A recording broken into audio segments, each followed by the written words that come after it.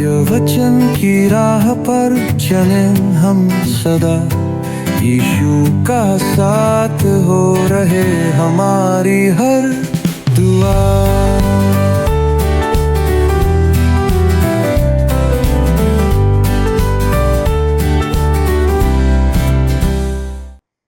प्रिय दर्शकों, मैं आप सबका इस क्रमबद्ध बाइबल अध्ययन कार्यक्रम सत्य वचन में पुनः स्वागत करती हूँ। विशेषकर उन सभी नए मित्रों का भी जो पहली बार कार्यक्रम देख रहे हैं। मैं आशा करती हूँ कि आप प्रकाशित वाक्य की पुस्तक के अध्ययन के द्वारा अवश्य ही महत्वपूर्ण और अंत समय की बातों के बारे में सीखेंगे। तो आइए हम प्रकाशित वाक्य की पुस्तक के अध्याय 16 पद 17 और 18 से वचन को सीखें।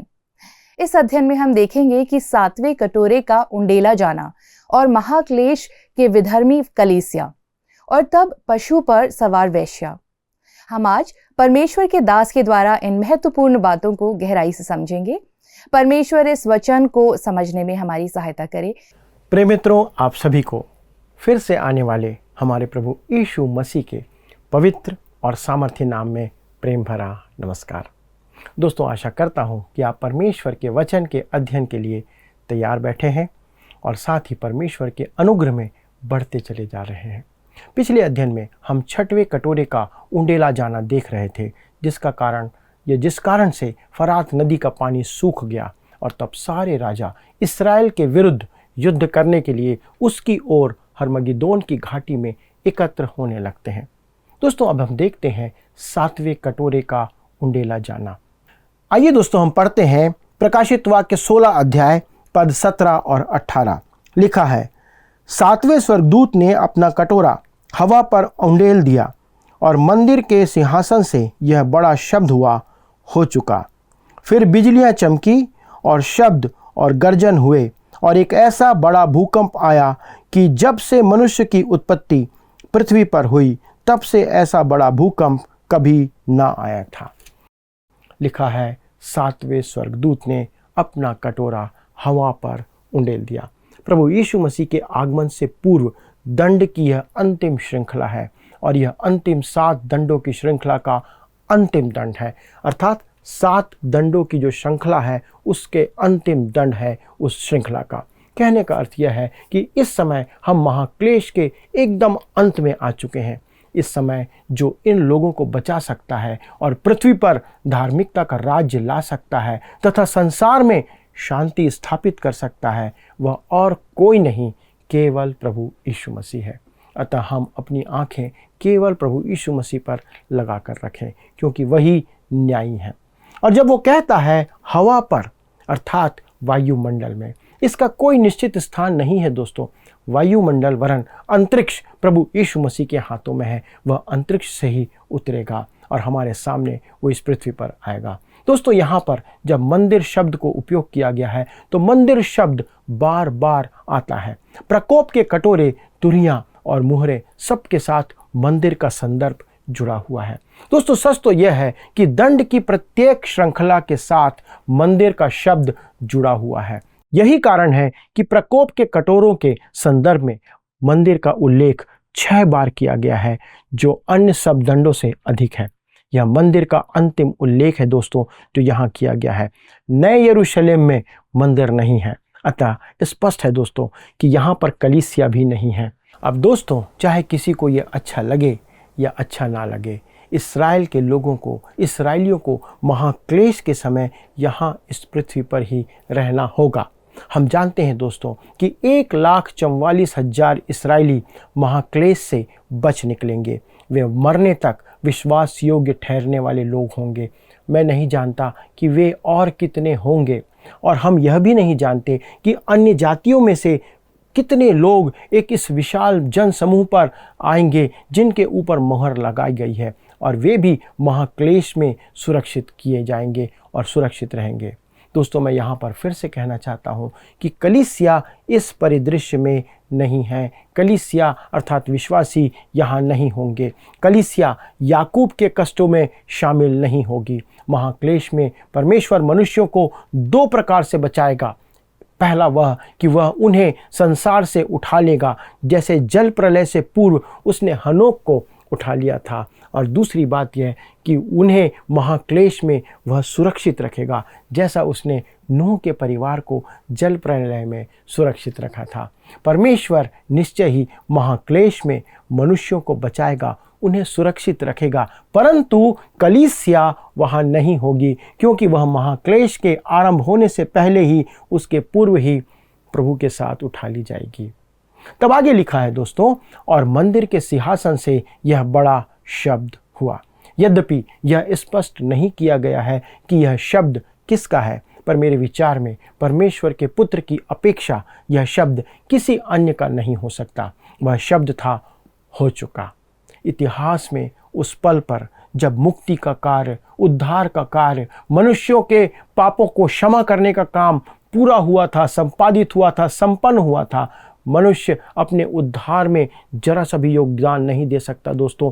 उस समय ये शब्द कहे गए थे, पूरा हुआ। उद्धार हमारे लिए परमेश्वर के द्वारा दिया गया वरदान है, हमें केवल उसे ग्रहण करना है, रिसीव करना है। परमेश्वर के उद्धार को अस्वीकार करने वालों के लिए उनके पास परमेश्वर के दंड से बचने का कोई रास्ता या मार्ग नहीं है।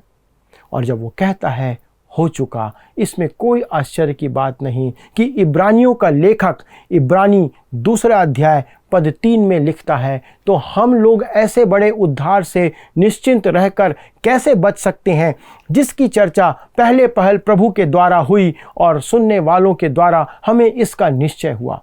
प्रभु यीशु न्यायी है और महाक्लेश का दंड अब पूरा हो चुका है। जब वह कहता है हो चुका, अब बस श्वेत सिंहासन का न्याय रह जाता है। इसके बाद महाक्लेश से पूर्व बिजलियां, गर्जन और भूकंप उसके आने की पूर्व घोषणा है, जैसा कि प्रकाशित वाक्य 4 अध्याय के पद 5 में हमने पढ़ा था। उस सिंहासन में से बिजलियां और गर्जन निकलते हैं और सिंहासन के सामने आग के 7 दीपक जल रहे हैं। वे परमेश्वर की 7 आत्माएं हैं। अब महाक्लेश के अंत होने पर भी हमें यही शब्द बिजलियां, गर्जन सुनाई दे रहे हैं, जब कहता है और एक ऐसा बड़ा भूकंप आया कि जब से मनुष्य की उत्पत्ति पृथ्वी पर हुई, तब से ऐसा बड़ा भूकंप कभी ना आया था। मित्रों, वचन के अनुसार महाक्लेश के अंत में ऐसा महान और बड़ा भूकंप आएगा जिसके कारण संपूर्ण पृथ्वी हिल जाएगी, जो कि अब तक कभी नहीं हुआ है। आइए दोस्तों, अब हम आगे बढ़ते हैं और देखते हैं पद 19 से 21 में प्रकाशित वाक्य 16 अध्याय के कि वो क्या कहता है। इससे उस बड़े नगर के 3 टुकड़े हो गए और जाति जाति के नगर गिर पड़े, और बड़े बेबीलोन का स्मरण परमेश्वर के यहाँ हुआ कि वह अपने क्रोध की जलजलाहट की मदिरा उसे पिलाए। और हर एक टापू अपनी जगह से टल गया और पहाड़ों का पता ना चला। आकाश से मनुष्यों पर मन मन भर के बड़े ओले गिरे, और इसलिए कि यह विपत्ति बहुत ही भारी थी, लोगों ने ओलों की विपत्ति के कारण परमेश्वर की निंदा की। दोस्तों, इसके साथ ही महाक्लेश के समय का अंत होता है। ये अंतिम बात है जो महाक्लेश के समय के लिए प्रकट की गई है। यह भयानक भूकंप यरूशलेम नगर को, जिससे यहाँ पर बड़ा नगर कहा गया है, उसे 3 भागों में विभाजित कर देगा। यद्यपि भूकंप का केंद्र यरूशलेम होगा, पर इसका प्रभाव संपूर्ण पृथ्वी पर, हमारे पूरे इस अर्थ पर पड़ेगा, क्योंकि लिखा है जाति जाति के नगर गिर पड़े। इससे भूकंप के विस्तार और उसकी व्यापकता का, उसके विनाश का प्रभाव कहाँ तक होगा, ये प्रकट किया गया है। और जब कहता है बेबीलोन, यहाँ फिर से इस नगर का उल्लेख किया गया है। दोस्तों, 14 अध्याय के पद 8 में लिखा है, फिर इसके बाद एक और दूसरा स्वर्गदूत यह कहता हुआ आया, गिर पड़ा वह बड़ा बेबीलोन, गिर पड़ा जिसने अपने व्यभिचार की कोपमय मदिरा सारी जातियों को पिलाई है। पर जब कहता है हर एक टापू अपनी जगह से टल गया, दोस्तों भूकंप के कारण द्वीप भी, जो कि टापू हैं, वो भी अपने स्थान से हट जाएंगे। ये इतना भयानक भूकंप होने जा रहा है। अंतिम दंड है दोस्तों यह, जिसमें एक एक मन के ओले गिरते दिखाई देते हैं और बताए गए हैं। दोस्तों, इन ओलों का भार यूनानी नाप के अनुसार करीब 28 किलोग्राम का होता है और यहूदी नाप के अनुसार करीब 57 किलोग्राम का ये होता है, जो मन यहाँ पर कहा गया है। यहोशू 10 अध्याय के पद 11 में एक रोचक ओलावृष्टि दी गई है जो हमें पढ़ने को मिलती है। फिर जब वे इस्राएलियों के सामने से भागकर बेथरोन की उतराई पर आए, तब अजेका पहुंचने तक यहोवा ने आकाश से बड़े बड़े पत्थर उन पर बरसाए और वे मर गए। जो ओलों से मारे गए उनकी गिनती इस्राएलियों की तलवार से मारे हुओं से अधिक। उस समय की यह घटना है और जोसेफस इस बात को लिखता है। यह आश्चर्यजनक ओलावृष्टि महाक्लेश का अंत करती है। इसके साथ ही यहाँ पर महाक्लेश समाप्त हो जाएगा। इसके साथ ही हमारा अध्याय जो यहाँ पर 16 अध्याय है, ये भी समाप्त हो जाता है। और अब हम अपना अध्ययन अध्याय 17 से जारी रखेंगे, जिसका विषय है महाक्लेश में विधर्मी कलीसिया। वो कलीसिया जिसे विधर्मी कहा गया है, उसका क्या हाल होगा इस महाक्लेश के समय। अध्याय 17 और 18 में हम 2 बेबीलोन का दंड देखते हैं। 2 प्रकार के बेबीलोन यहाँ पर प्रकट किए गए हैं। इससे पहले दोस्तों, अध्याय 17 में विधर्मी कलीसिया महाक्लेश में दिखाई देती है। इसके बाद धार्मिक बेबीलोन और व्यवहारिक या व्यापारिक बेबीलोन अध्याय 18 में प्रकट होते हैं। यह तथ्य विश्वासियों के लिए उलझन का कारण नहीं होना चाहिए, क्योंकि संसार के महाक्लेश में प्रवेश करने तक और प्रत्येक संकट की पराकाष्ठा या उसके लक्ष्य तक पहुंचने पर भी हमें अनेक बातें समझ में नहीं आएंगी। ऐसी बहुत सी बातें हैं जो हम समझ नहीं पाएंगे, बस हमें विश्वास करना है। विशेष करके जब हम अध्याय 17 और 18 में यह 2 बेबीलोन के द्वारा से इसे पढ़ेंगे तो हमें ये बातें स्पष्ट हो जाएंगी। अब दोस्तों, प्रश्न उठता है कि क्या 2 बेबीलोन हैं? क्या वे 2 अलग अलग स्थानों में हैं? क्या वे 2 तंत्रों के प्रतीक हैं? क्या वे 2 वास्तविक नगर हैं या एक ही नगर है जिसे 2 प्रकार से प्रकट किया गया? यहाँ अध्याय 17 में यह एक गोपनीय बेबीलोन है यहाँ पर, अर्थात उसे वैश्विक कलीसिया जो विधर्मी के रूप में यहाँ पर प्रकट की गई है। हमने देखा था दोस्तों, दूसरे अध्याय के पद 18 और 19 में व्यक्त की गई थुआतीरा की कलीसिया जिसने इजाबेल को शिक्षा देने की अनुमति दी थी, वह महाक्लेश की विधर्मी कलीसिया का एक प्रारूप प्रकट करती है। वह कलीसिया आज के विधर्मियों के लक्ष्य को प्राप्त कर लेगी दोस्तों। रोमन कैथोलिक, प्रोटेस्टेंट, अन्य जाति, पंथ, संप्रदाय तथा सब प्रकार की अलग अलग कलीसियाओं के सदस्य जो विश्वासी नहीं है, इसके कहने का मतलब यह है कि इन सब में अविश्वासी आपको मिल जाएंगे। उस महान संस्था कलीसिया के सदस्य होंगे जिसे यहाँ पर प्रकट किया गया। बाइबल इस झूठी कलीसिया को वेश्या कहती है। दोस्तों, ये चौंकने वाली बात नहीं है, परंतु बाइबल स्पष्ट रीति से उस कलीसिया को जो कि महाक्लेश के समय यहाँ पर होगी और झूठी कलीसिया होगी, उसे वेश्या कहती है, जो कलीसिया के पैमाने को पूरा नहीं करती है पर कहलाती कलीसिया ही है। उसमें कलीसिया का कोई गुण नहीं है, परंतु वो कलीसिया कहलाती है। इससे अधिक बुरा नाम और किसी के लिए क्या हो सकता है? यह एक ही कलीसिया होगी जो संपूर्ण विश्व की एक कलीसिया कहलाएगी और वह होगी। दोस्तों, इसे रहस्यमय बेबीलोन कहा गया है क्योंकि उसकी उत्पत्ति ऐसी ही हुई है। बेबीलोन का गुम्बद बनाते समय मनुष्य परमेश्वर से प्रतिस्पर्धा करना चाहता था। वो परमेश्वर के पास पहुंचना चाहता था अपने प्रयास से। निम्रोद के युग में बेबीलोन सब झूठे धर्मों का केंद्र था। वहाँ से ही सारे झूठे धर्म आरंभ हो रहे थे। महाक्लेश के पहले आधे भाग में निम्रोद का स्वप्न पूरा होगा क्योंकि यह वैश्विक कलीसिया पशु पर प्रभावी हो जाएगी। वह कलीसिया जिसे मसीह की दुल्हन होना था, वह यहाँ पर वेश्या बन जाती है। दोस्तों, यह कलीसिया आत्मिक व्यभिचार की दोषी है, या उसका दोष आत्मिक व्यभिचार होगा कि वो प्रभु यीशु मसीह को नहीं परंतु उसके विरोधी के पास अपना जीवन दे देती है। वह संसार में अपने आप को बेच देने वाली कलीसिया होगी। संसार की बातों से कॉम्प्रोमाइज़ करने वाली कलीसिया होगी। हर एक विश्वासी जो उसमें होगा वो ऐसा ही होगा।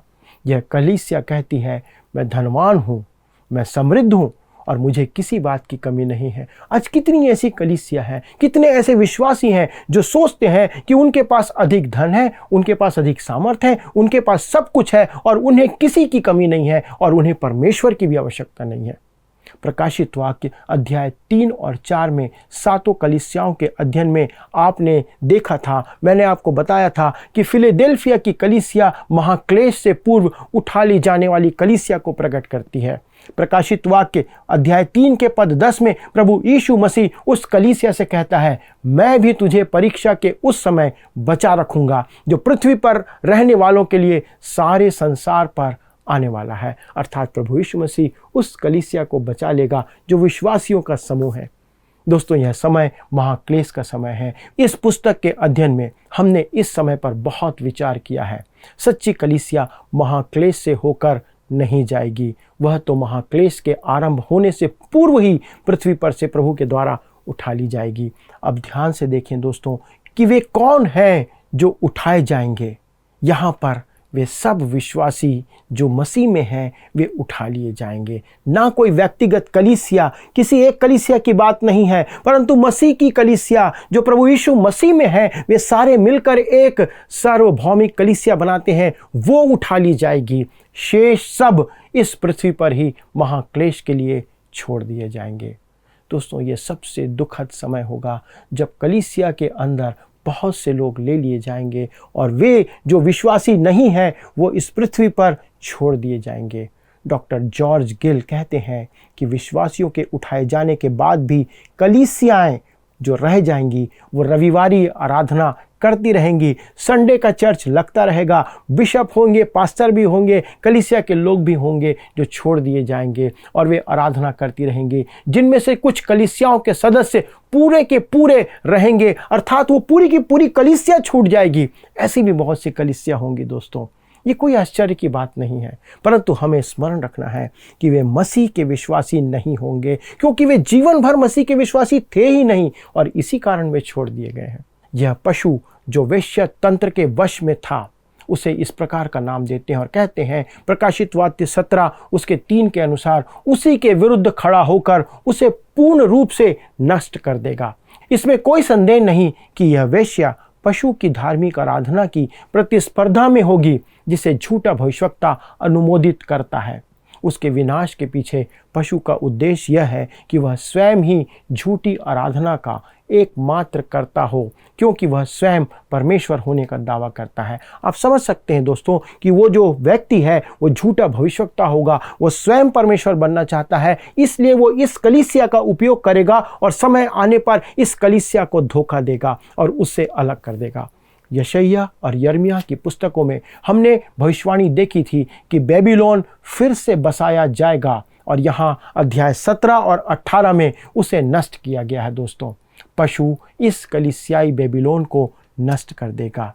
यहाँ पर जो बातें हमने देखी हैं दोस्तों, उसकी कुछ विशेषता ये हैं कि कलीसियाई बेबीलोन पशु के द्वारा नष्ट किया जाएगा। व्यापारिक बेबीलोन मसीह के पुनः आगमन पर नष्ट किया जाएगा। कलीसियाई बेबीलोन पशु का घृणा पात्र बन जाएगा या होगा। व्यापारिक बेबीलोन संसार का प्रेम पात्र होगा। कलीसियाई बेबीलोन महाक्लेश के अंतिम 3.5 वर्षों के आरंभ में नष्ट कर दिया जाएगा। व्यापारिक बेबीलोन महाक्लेश के अंतिम 3.5 वर्ष के अंत में नाश किया जाएगा। दोस्तों, यह अंत का समय होगा। जकरिया इसी विषय में अध्याय 5 पद 5 से 11 में इस बात को बड़ी रोचक तरीके से प्रकट करता है। अब दोस्तों, हम आते हैं अगले विषय पर, जो है पशु पर सवार बड़ी वेश्या। ये इस वेश्या जो कि कलीसिया को कहा गया है वो उस पशु पर सवार है। इस विषय को अब हम आगे देख लेते हैं। इस भयानक दृश्य का वर्णन करने के लिए मेरे पास शब्द नहीं है। दोस्तों, यह वेश्या झूठी कलीसिया है और वह पशु पुनः स्थापित रोमी साम्राज्य है, जिसका फिर उठना या फिर जी उठना क्रिस्ट विरोधी द्वारा झूठी कलीसिया के सहयोग से होगा। अब आइए इस बात को जानने के लिए हम पढ़ते हैं प्रकाशित वाक्य अध्याय 17 उसका पहला और दूसरा पद। लिखा है, जिन 7 स्वर्गदूतों के पास वे 7 कटोरे थे, उनमें से एक ने आकर मुझसे यह कहा, इधर आ, मैं तुझे उस बड़ी वेश्या का दंड दिखाऊं जो बहुत से पानी पर बैठी है, जिसके साथ पृथ्वी के राजाओं ने व्यभिचार किया और पृथ्वी के रहने वाले उसके व्यभिचार की मदिरा से मतवाले हो गए थे। दोस्तों, उसे फिर से कहता है बड़ी वेश्या, यह वह कलीसिया है जो सच्ची कलीसिया नहीं है, जो स्वर्ग में उठाए जाने के बाद, विश्वासियों के उठाए जाने के बाद, सच्ची कलीसिया के स्वर्ग में उठाए जाने के बाद इस पृथ्वी पर छोड़ दी जाएगी। दोस्तों, यह कलीसिया उन लोगों का समूह होगा जिन लोगों ने प्रभु यीशु मसीह को कभी भी अपना उद्धारकर्ता नहीं माना, कभी भी उन्हें उद्धारकर्ता के रूप में ग्रहण नहीं किया। वे वास्तव में मसीह की देह के अंग थे ही नहीं। यह समूह महाक्लेश में इस पृथ्वी पर छोड़ दिया जाएगा। उसके सदस्य केवल नाम के लिए चर्च जाया करते थे, पर उनका प्रभु यीशु मसीह के साथ कोई संबंध कभी नहीं था। क्या आज ऐसे बहुत से लोग हमारी कलीसियाओं में नहीं हैं? दोस्तों, हमें यहाँ इसके बारे में बहुत कुछ बातें बताई गई है। वो कहता है, जो बहुत से पानी पर बैठी है, इसका अर्थ है वह जन समूह और वह जनजाति जो कि इस संसार को प्रकट करती है। यह वेश्या संसार पर पर्याप्त नियंत्रण रखेगी। और जब कहता है जिसके साथ पृथ्वी के राजाओं ने व्यभिचार किया, इसका अर्थ है कि उस समय कलीसिया और राज्य में अपवित्रता का एक संबंध होगा, अर्थात कलीसिया राज्य के साथ, राजा के साथ, और राजा कलीसिया के साथ सामंजस्य में काम करेंगे। एक दूसरे के फायदे के लिए वे सामंजस्य में संबंध बनाकर रखेंगे। मित्रों, आज सर्वधर्म एकता इस झूठी कलीसिया की संरचना का एक भाग है, याद रखिए, जो आगे चलकर प्रकट होने वाला है। धर्मशास्त्र तो उसे कलीसिया कहने से भी लज जाता है। मेरे विचार में यह नई नैतिकता से भी अधिक भयानक बात है, और मेरे विचार में यह सारे अभियानों में सबसे खतरनाक चीज़ है। यह एक सत्ताधारी दल होगा जो उस जन समूह को आश्चर्यचकित करेगा जो सोचता समझता नहीं है। वे केवल आंख बंद करके उनके पीछे चले जाएंगे। यह दल संसार को पशु के प्रभाव के अधीन ले जाएगा। दोनों पशुओं को जो जल और थल से निकलने वाले हैं, वहाँ से उनका उदय होने वाला है। वे उस विधर्मी कलीसिया को जनता पर नियंत्रण करने का संसाधन बनाएंगे। कलीसिया अपने राजनैतिक लाभ और सत्ता के लिए इसके अधीन हो जाएगी। देखिए दोस्तों, आप सत्य का त्याग करके असत्य या झूठ के लिए कैसे खुल जाते हैं। जब आप सच्चाई को छोड़ देते हैं तो झूठ अपने आप आपको जकड़ लेता है। पौलुस थिस्सलुनीकियों की कलीसिया को लिखता है कि सत्य के प्रेम को त्याग कर वे उद्धार से ही वंचित नहीं होते, वे उस बड़े झूठ पर विश्वास करने लगते हैं। आप जब सच को छोड़ देंगे तो आपका विश्वास और भरोसा झूठ पर चला जाता है। तब कहता है, बड़ी वेश्या का दंड, परमेश्वर के दंड का कटोरा उसे बलपूर्वक पिलाया जाएगा। उसे नष्ट कौन करेगा? पशु स्वयं ही उसे नष्ट कर देगा। वो पशु उस कलीसिया को, अर्थात झूठी कलीसिया को नाश करेगा। क्रिस्त विरोधी और झूठा भविष्यवक्ता उसे अपना प्रयोजन सिद्ध हो जाने के बाद, अपना काम निकल जाने के बाद उसे वो देखना भी नहीं चाहेंगे। क्रिस्त विरोधी उनसे अपनी उपासना करवाना चाहेगा। वह कभी नहीं चाहेगा कि कलीसिया उसके साथ प्रतिस्पर्धा करे। मित्रों, यह है एक विश्वासी की सच्चाई कि वो कभी भी किसी और की आराधना नहीं करेगा। यदि हम अपने आप को कलीसिया का सदस्य कहते हैं, मानते हैं, और हम कहते हैं कि हम मसीही हैं, हम मसीह में हैं, तो पहली आवश्यकता है कि हम मसीह के हों, हम मसीह यीशु को बिलोंग करें। हमारा संबंध मसीह यीशु के साथ आरंभ हो सबसे पहले, उसके बाद सारी बातें आगे बढ़कर हमारे लिए अच्छी हो सकती हैं। आज विचार करें दोस्तों, यदि आप कलीसिया के सदस्य हैं तो अच्छा है दोस्तों, पर क्या आपका संबंध प्रभु यीशु मसीह के साथ है, या आपने अब तक कभी भी प्रभु यीशु मसीह के साथ संबंध बनाया ही नहीं? यदि आप मसीही कहते हैं अपने आप को, तो आपके अंदर मसीह होना चाहिए, और वो मसीह ही है जिसके अंदर मसीह यीशु होता है। आइए प्रार्थना करें। हमारे स्वर्गीय पिता, हम धन्यवाद देते हैं कि प्रभु यीशु मसीह के द्वारा से ही हम मसीही कहलाते हैं। आज कितने ऐसे लोग हैं प्रभु जिनका संबंध मसीह यीशु से नहीं है, और फिर भी वे कलीसिया के अंग हैं, सदस्य हैं। परंतु पिता, आज हमारी प्रार्थना है कि हमारे सभी दर्शकों को, जितने लोग सुन रहे हैं, उन्हें विचार करने का अवसर दें, अपने जीवन को खंगालने का अवसर दें, कि वे विचार करें कि क्या उनका संबंध प्रभु यीशु मसीह से है। क्या उन्होंने प्रभु यीशु मसीह के सामने अपने पापों को उंडेला है, स्वीकार किया है, अंगीकार किया है, और उसके द्वारा से पापों की क्षमा पाई है। यदि हमारे इन दर्शकों के जीवन में अब तक ऐसा अवसर नहीं आया तो अनुग्रह करें पिता कि आज वो समय उनके लिए हो। विनती करते हैं प्रभु, ये समय आपको महिमा देने वाला होने पाए। सारी बातों में प्रभु आपको धन्यवाद देते हुए विनती प्रभु यीशु क्रिस्त के नाम से मांगते हैं, आमीन। दोस्तों, आज के अध्ययन के आधार पर यदि आपके पास कोई भी प्रश्न है तो कृपया फ़ोन उठाएं, हमसे संपर्क करें। हम बहुत खुशी के साथ आपकी सहायता करना चाहते हैं। अगले प्रसारण तक परमेश्वर का अनुग्रह, उसकी दया आप पर बनी रहे और मेरी प्रार्थना है कि आपका संबंध प्रभु यीशु मसीह के साथ बन जाए। प्रभु आपको आशीष दे। आइए अब हम प्रश्नों को देखें। पिछले प्रश्न का उत्तर है बी, प्राणी मरकर सड़ने लगे। दूसरे स्वर्गदूत ने अपना कटोरा उंडेला तो समुद्र में प्राणी मरकर सड़ने लगे। आज के अध्ययन पर आधारित प्रश्न है, किन लोगों के पास परमेश्वर के दंड से बचने का कोई मार्ग नहीं है? ए, परमेश्वर के उद्धार को अस्वीकार करने वाले।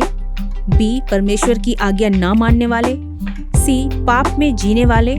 डी, हठी लोग।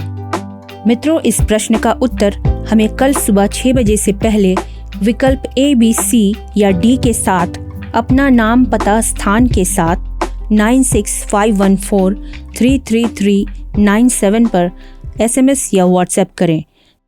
प्रिय दर्शकों, मुझे विश्वास है कि आप आज के इस अध्ययन के द्वारा अवश्य ही महाक्लेश की समय की घटनाओं को जाना है और उसके परिणामों को भी देखा है। हमने देखा कि पशु कैसे विनाश करता है और उसके परिणाम क्या हैं। मैं चाहती हूं कि आप सभी इसी प्रकार प्रतिदिन परमेश्वर के वचन से सीखने के लिए हमारे इस कार्यक्रम को देखने के लिए जुड़े और अपने जीवन में आत्मिक आशीषों को प्राप्त करें। मित्रों, यदि आप दोबारा इस कार्यक्रम को देखना चाहते हैं तो आप हमारे YouTube पर वर्ड रिसाउंड्स टुडे हिंदी में देख सकते हैं। आप हमें इस दिए गए नंबर 9651433397 पर कॉल करके अपनी गवाही भी बता सकते हैं ताकि हम परमेश्वर का धन्यवाद कर सकें। इसी के साथ यदि आप प्रार्थना निवेदन देना चाहते हैं तो आप अवश्य ही कॉल करके हमें बताएं। हमारे परामर्शदाता आपकी सहायता करने के लिए इंतजार में है। प्रभु आप सभी को आशीष दे।